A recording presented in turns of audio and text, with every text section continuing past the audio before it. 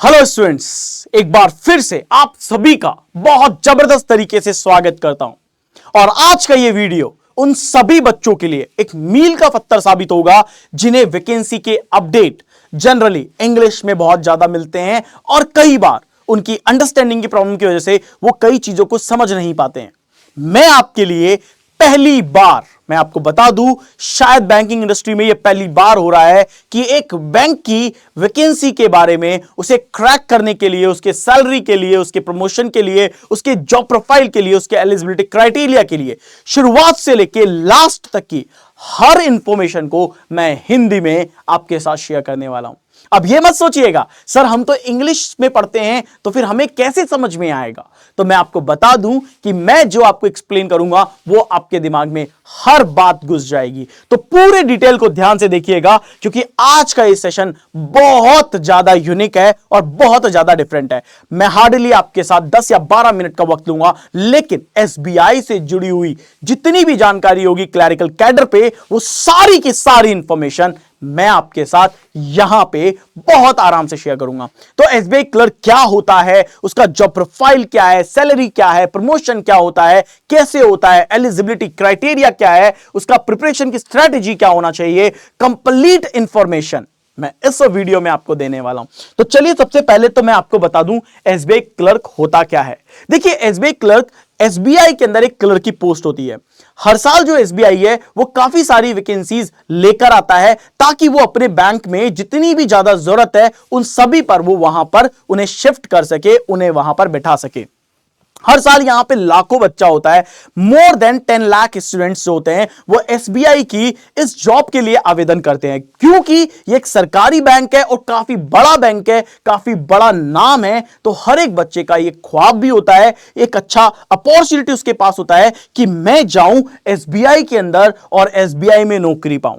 क्योंकि एसबीआई का जब वो गले में टैग पहनता है या एसबीआई बैंक में जाता है तो उसको एक अलग ही तरह का रिस्पेक्ट, एक अलग ही तरह की फीलिंग उसको यहां पर मिलती है। तो चलिए सबसे पहली बात तो मैंने आपको बता दिया एसबीआई क्लर्क क्या होता है। अब हम यहां पर बात करते हैं कि एसबीआई क्लर्क में क्या काम करना होता है। भाई आज अगर मैं इस जॉब को चूज कर रहा हूं तो मुझे पता होना चाहिए कि भाई डे टू डे लाइफ में क्लरिकल कैडर पे काम क्या करना होता है। तो काम ऐसा होता है कि ग्राहकों से बात करना, उनकी प्रॉब्लम को सॉल्व करना। ग्राहक जब आएंगे तो कस्टमर कितना जो है क्रेडिट डिपॉजिट कर रहे हैं या कितना पैसा डिपॉजिट कर रहे हैं या कितना निकाल रहे हैं, उसका पूरा की पूरा ध्यान रखते हैं। किसी ने अगर नया अकाउंट खुलवाया है तो उसकी चेकबुक, उसको अकाउंट एटीएम कार्ड देना होता है, या किसी का खो गया तो उसके लिए जब उसने आवेदन किया था तो उसका जो कार्ड आता है वो बैंक में आता है तो बैंक का वो कार्ड देना, नए नए ग्राहकों के खाते खोलना, ग्राहकों की मदद करना। तो ये बहुत सारे काम होते हैं। तो यहां बेसिकली मैंने इन 6 पॉइंट में ये कवर कर दिया कि एक तो एसबीआई क्लर्क का पूरा एक विंडो होता है, उसमें बहुत सारे काम उसे करने होते हैं। एक हेड कैशियर यहां पर होता है, वो यहां पे उसको स्पेशल असिस्टेंट होता है। एग्रीकल्चर में कई सारे लोग होते हैं, उनको मदद करना होता है, कई बार उनको स्कीम्स के बारे में बताना होता है। यह काम होता है, एक तरह का यूनिवर्सल टेलर होता है। तो वहां पे क्या होता है कि उसका मैक्सिमम जो काम होता है वो कैश पे होता है, पैसे पे होता है। याद रखिएगा डे टू डे बैंक में कितना पैसा आया, कितना पैसा गया, वो सारी की सारी इंफॉर्मेशन किसके पास होती है? क्लरिकल कैडर वाले बंदे के पास भी होती है, क्योंकि वो जिस विंडो पर बैठा है उस विंडो पर कितना पैसा आया और कितना पैसा गया ये उसकी जिम्मेदारी होती है। तो ये काम क्या होता है, एक एसबीआई के क्लरिकल कैडर पे बैठने वाले व्यक्ति को करना होता है। अगर हम बात करते हैं आगे कि सर ठीक है एसबीआई क्लरिकल की पोस्ट तो आपने बता दी, लेकिन इसका एलिजिबिलिटी क्राइटेरिया क्या है, प्राप्यता क्या है, भैया मैं जाऊंगा कैसे? तो मैं आपको बता दूं कि 20 साल से यानी कि उम्र होनी चाहिए और 28 साल तक की उम्र होनी चाहिए। तो 20 से 28 के बीच में अगर आपकी एज है तो आप इस एग्जाम के लिए क्वालिफाई रहते हो। नियम के अनुसार आपको छूट मिलती है। जो भी एससी एसटी के कैंडिडेट होते हैं, जो कि एक सर्विसमैन होते हैं, उन्हें उनके अकॉर्डिंग टू नियम के अनुसार 5 साल 10 साल की जो छूट होती है वो उन्हें यहां पर मिलती है।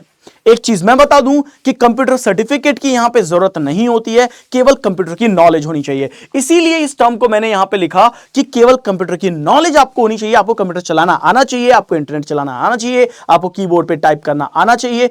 इसका मतलब ये नहीं कि टाइपिंग स्पीड अच्छी होनी चाहिए, टाइप करना आना चाहिए, आपको बेसिक इंफॉर्मेशन पता होनी चाहिए, राइट? तो जिस क्षेत्र में भी आप अप्लाई कर रहे हो, मान लो किसी पर्टिकुलर एरिया में आप अप्लाई कर रहे हैं, आप यूपी में, एमपी में, बिहार में, किसी भी जगह पे अगर आप अप्लाई कर रहे हैं तो वहां की लोकल जो भाषा है वो भाषा आपको आनी चाहिए। क्योंकि एक बहुत बड़ा क्या होता है कि बहुत सारे बच्चे भर लेते हैं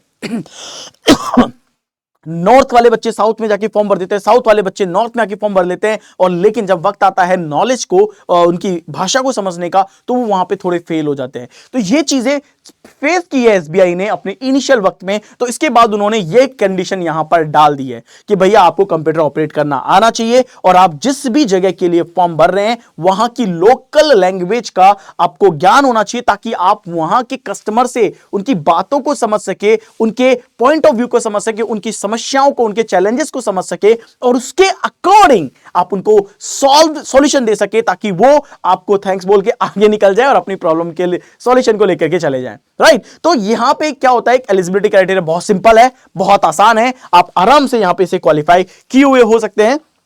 अब बात आती है कि सर एसबीआई क्लर्क कैसे बनेंगे, क्योंकि हमें एलिजिबिलिटी पता लग गई है, तो बनेंगे कैसे?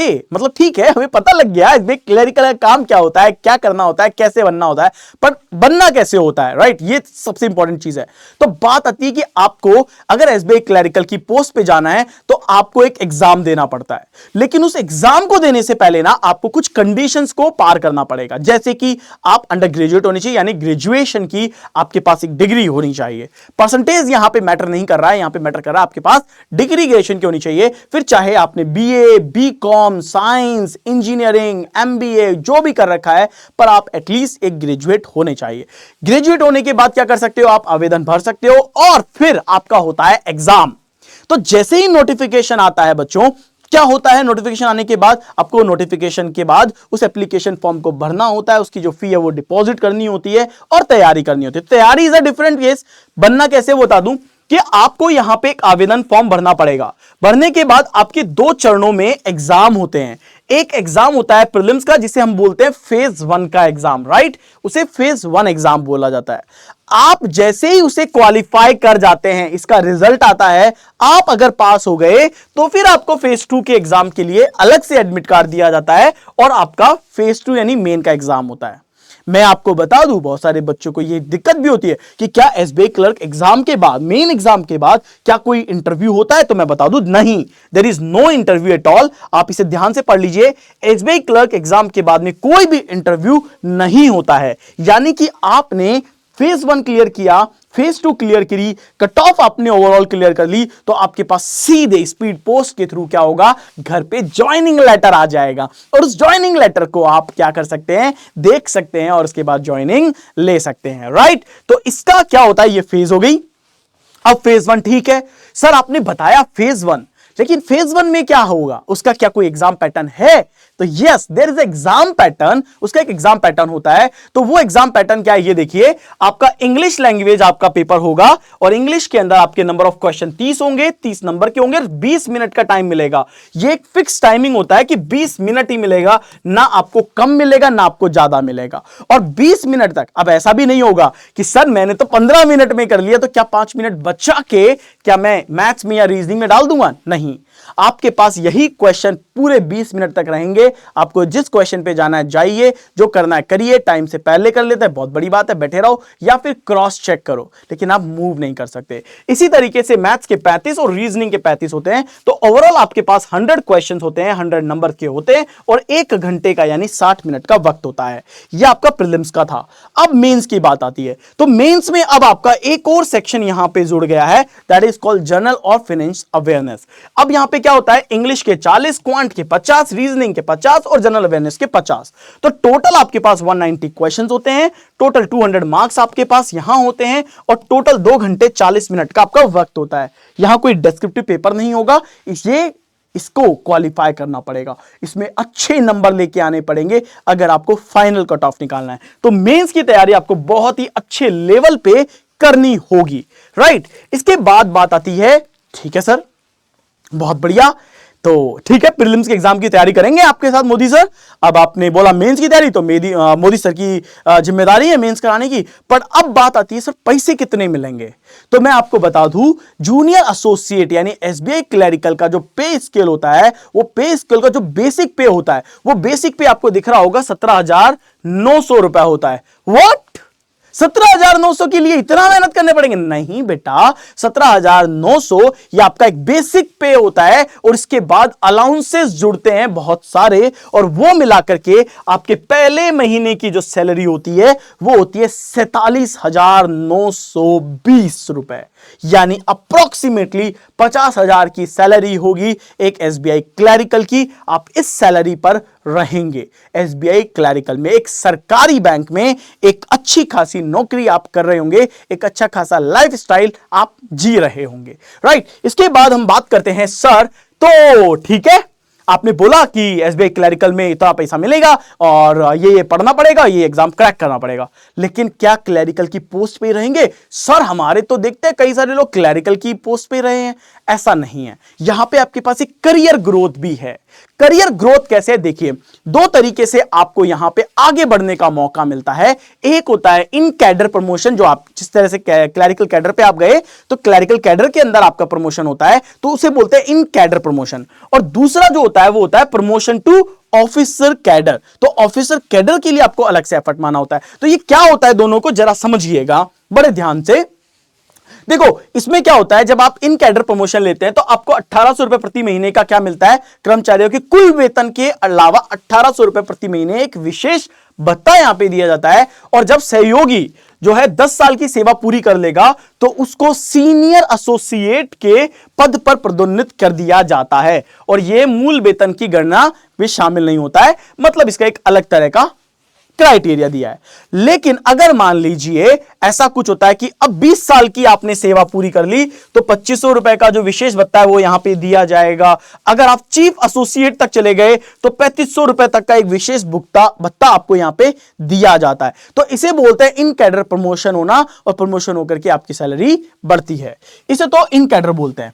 अब बात आती है सर ऑफिसर कैडर कि कैसे मैं प्रमोशन लेके प्रमोशन टू ऑफिसर कैडर जाऊंगा। तो भाई स्पेशली ध्यान रखना, संस्था के द्वारा आयोजित, ओके, कौन सी संस्था है? भारतीय बैंकिंग की संस्था के द्वारा आयोजित जैब और कैब के जो एग्जाम होते हैं वो आपको लिखना होता है, जो कि बहुत अच्छे से हमारे फैकल्टीज जैब और कैब की भी तैयारी करवाते हैं।